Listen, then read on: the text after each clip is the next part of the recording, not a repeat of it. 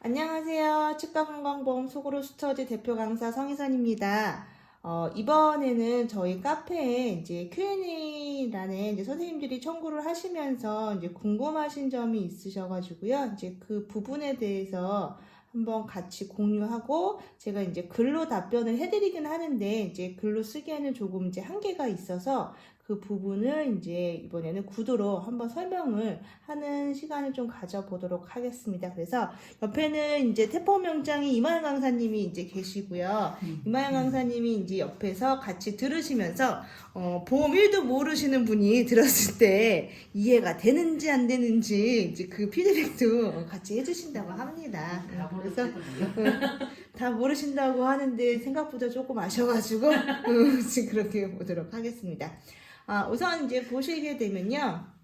내역 설명에 대해서 이제 조금 설명을 좀 필요한 부분이라서 이 문제를 좀 선택을 했습니다. 그래서 보면, 어떤 거요? 아니 이거 모자이크를 이마영 강사님이 손으로 한참 나갔어 근데 손으로 해주시는데 할 수 없습니다. 계속 하고 계세요? 네. 그래서 보시면 파노라마를 찍고 비가역 치수염으로 발수 시 치근단 촬영하면 내역 설명을 어떻게 적어야 할까요? 어떻게 적어야 할까요? 그래서 보통 치수관 개방 확인차 촬영했다고 적는데 일괄적으로 적지 말라고 해서 고소분들께 도움 요청합니다 라고 써 있습니다. 팔 안 아프세요?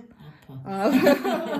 그럼 여기서 제가 Q&A 답변을 해드리긴 하는데 선생님들이 여기서 보셔야 될 것 중에 하나는 최대한 좀 설명을 드리기는 하는데 그게 100% 다는 안 될 거예요. 그래서 왜냐면 기본적으로 어느 정도 안다는 전제 조건으로 하긴 하는데 좀 쉽게 좀 풀어서 이야기를 합니다.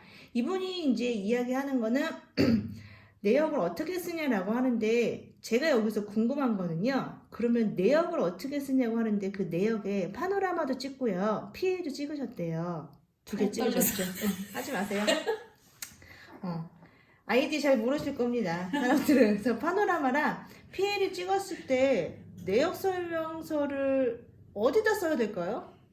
내역 설명 쓰는 데다 그죠. 내역 설명서 쓰는데 쓰겠죠. 그러면 선생님들은 이렇게 물어보시는 이유는 제가 생각했을 때 아니 사진을 2장 찍었어. 파노도 찍고 피해도 찍었어. 그러니까 사진을 2장 찍었으니까 그게 뭔가 느낌이 이상하고요. 그리고 이제 프로그램 창에서 경고장이 약간 비슷하게 떠요. 야, 너 사진 왜 2장 찍었어? 라고 경고장이 뜨니까 이거 어떡하지? 파노에다 써야 돼? 치근에다 써야 돼? 라고 궁금증이 있는데 우선적으로 말씀드리고 싶은 거는 이겁니다. 파노라마가 삭감을 0% 만들어주지는 않습니다. 그렇게 보시는 게 1번이고요. 그런데 대부분 선생님들이 일괄적으로 쓰시죠. 근데 쓰지 않으셔도 삭감 안 되는 부분이 너무 많기 때문에 그거는 정리를 하시는 게 좋고요.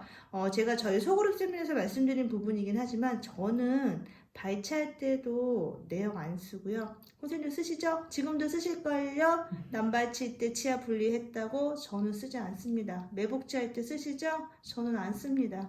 왜 쓰시는지 잘 모르겠지만 쓰고 계실 겁니다. 그게 크게 도움이 안 되는데 일괄적으로 선배가 쓰던 아니면 뭐 세미나에서 쓰라고 해서 쓰시는 것 같은데 한번 정리를 하시는 거고요. 우선 보시면 우리가 일반적으로 파노라마를 병원에서 일률적으로 촬영을 합니다. 그리고 진료실에서 보면 파노라마를 먼저 찍고요. 치과 의사가 오랄 이그잼을 한 다음에 필요하면 그 다음에 치근단을 촬영을 해요. 그런데 청구상 보면요. 치근단을 촬영하고 내가 뭔가 부족해서 파노라마를 찍는 거예요. 순서가. 그런데 임상에서는 거꾸로 해요. 이해되세요? 거꾸로 하잖아. 그런데 서류상에는 순서대로 하는 거야. 1, 2, 3 하라고 하는데 병원에서는 파노라마가 2번이에요. 돈은 시평원에서 시킨 대로 해. 그렇죠. 2, 1로 찍는 거야. PA가 1이고 파노라마가 2니까 1, 2로 찍는 게 아니고 2, 1로 찍어. 그러니까 청구하는 사람은 이걸 어떻게 해야 되지? 라고 생각을 하시는 것 같아요. 누가 그렇게 가르쳐 줬나 보죠? 그랬나 봐요. 그래서 그러면 PA를 원래는 찍었는데 내가 부족해서 파노라마를 찍은 거예요. 그러면 어디다 내역을 써야 돼요? 파노라마를 써야죠. 그러네. 근데 선생님들 어디다 써요? 치근단에다 써요. 그죠? 어디다 쓰는지 한번 보세요. 일도 모르는 나도 이해. 이해되시죠? 이만광 선생님 이해되셨다고 나 합니다. 이해되면 다 되게. 그러면 파노라마에다 쓰시는 거예요. 그러면 본인이 상병도 정해주셨어요. 비가역적으로 했다고. 그죠? 그러면 저는 이 질문을 바탕으로 이제 답변을 드리긴 하는데, 비가역으로 했다면 발소시가 엔도를 해서 AO라고 하는 치수관 개방 확인차? 아닐걸요?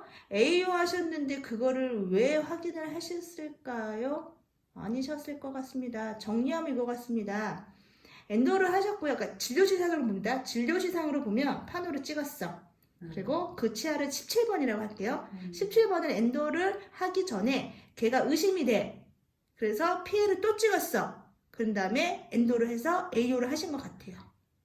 그렇게 하지 않았을까요? 근데 차트는 그냥 나오니까 그러면 청구를 어떻게 하냐 문서상으로 이거였죠. PA를 찍었고 AO를 했을 거고 그리고 전체적으로 원장님이 원장님께서 중요하죠. 님 붙이셔야 원장님께서 다른 치아 부위를 보고 싶어서 파노라마를 찍으신 거예요. 그죠? 그랬을 것 같은데요. 그러니까 이해가 가네요. 그러면 파노라마에다가 내역을 쓰겠죠. 그러면 17번을 더 보려고 내역을 쓴다고 하면 17번이 비가역이 아니라 고름이 진짜 많은 거야. 그렇지. 그래서 그 고름이 파급된 거야, 옆쪽으로. 그래서 파노라마를 내가 또 찍은 거야. 상병명까지 나오네. 그렇죠. 여기 상병명, 그 비가역으로 하면 이게 한계가 있어요. 진료를 알아야 되네요. 그렇죠. 아니면 또는 17번이 아니야. 그럼 원장님께서 46번, 47번은 예를 들어서 모빌리티가 너무 심하고 보습수가 너무 심해. 그래서 내가 그것도 좀 같이 볼 테니 파노라마 찍어라 라고 하는 상병은 달리해서 하겠죠. 진료 상황을 보험공단에 전달을 하는 게 청구니까. 맞아요. 그러니까 그 상황 그대로 내가 이해를 하면 네. 내가 잘못했는지 잘했는지에 대해서 고민할 필요가 없어지는 거네. 네, 맞아요. 아, 그런데 그렇구나. 이렇게 질문을 주신 거는 세팅 청구하시거나 그러니까 이제 이건 이렇게 해. 맞아. 파노라마 무조건 찍으니까 내역 써. 그리고 엔도는 무조건 비가역이야. 라고 이 틀에서 먼저 스타트를 하시다 보니까 답을 찾기가 어렵고 도움을 요청을 하죠.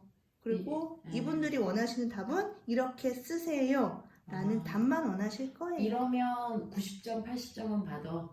어느 정도 하긴 하죠. 그거는 되는데 이게 어느 날 꼬이는 일이 생기겠네요. 그쵸? 내가 아까 무서웠던 게 비가역을 너무 남발을 하니까 이게 언젠가는 나의 발목을 잡는 게 비가역이니까. 네, 맞아요. 네, 그래서 저도 딴 건 모르는데 성강사님 옆에서 네. 주워 들은 거니까 주워 들은 거.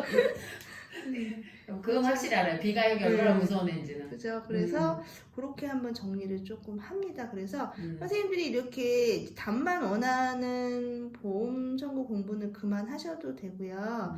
기본이 진료고요. 그 진료의 차트를 보고 클릭하고 입력하는 게 보험 청구를 공부하는 가장 주된 목적이다라는 거를 한번 정립을 하셔야 되고요. 그래서 비전공자 선생님보다 전공자 선생님들이 흡수가 빨라요. 그건 저 인정해요. 그래서 뭐 비전공자 선생님을 무시하는 것도 아닌데 어쨌든 흐름을 알고 원리를 알다 보니 근데 비전공자 선생님들도 시간을 투자하고 계속적으로 노력하시면 잘 하실 수 있는데 그 인내심의 한계를 본인이 느끼다 보니까 이제 좀 내려놓는 경우는 있는데 꾸준히 하시면 되실 것 누가 같습니다. 됐든. 그럼요. 가장 저희 그거 있잖아요. 버티는 사람이 이긴다. 맞아. 마지막에 승자. 네, 마무리하겠습니다. 네.